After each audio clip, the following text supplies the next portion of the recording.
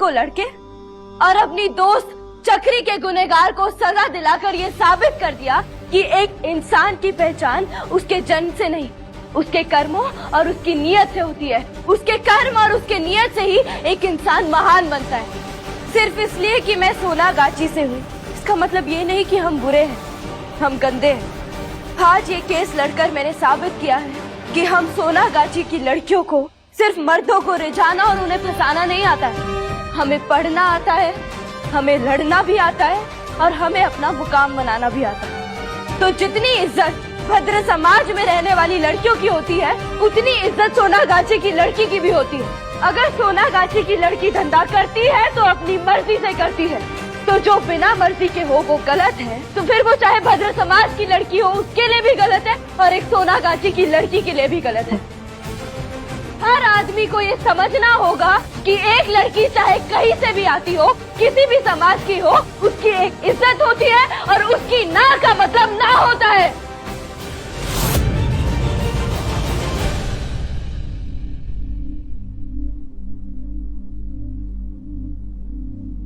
लेकिन क्या ऐसा हो रहा है? नहीं, हमेशा सिर्फ हमें गलत समझा जाता है और मिस्टर कौशिक बागची जैसे शरीफ लोग जो अपने शरीफ चेहरे के पीछे भेड़िया छुपाए फिरते हैं, उन्हें सही समझा जाता है। लेकिन अब हमें इस सोच को बदलना होगा। हमें ये समझना होगा कि हर लड़की की एक इज्जत होती है, चाहे वो घर में हो, चाहे वो बाहर हो, काम में हो, रिश्तों में हो, पत्नी हो या किसी की बेटी हो। हर लड़की की एक इज्जत होती है। एक लड़की अगर सोनागाची में पैदा हुई है तो उसमें उसकी कोई गलती नहीं है, लेकिन उसे हमेशा इस बात का एहसास दिलाया जाता है कि वो गलत है क्योंकि वो सोनागाची में पैदा हुई। उसे पीछे धकेला जाता है, उसे उसकी इज्जत को नोच कर खा दिया जाता है।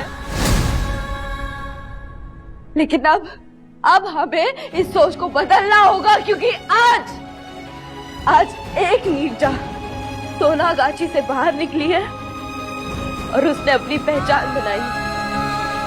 कल 2 और परसों 2 लड़कियां सोनागाची से बाहर निकलेंगी, अपनी पहचान बनाएंगी और ये होकर ही रहेगा।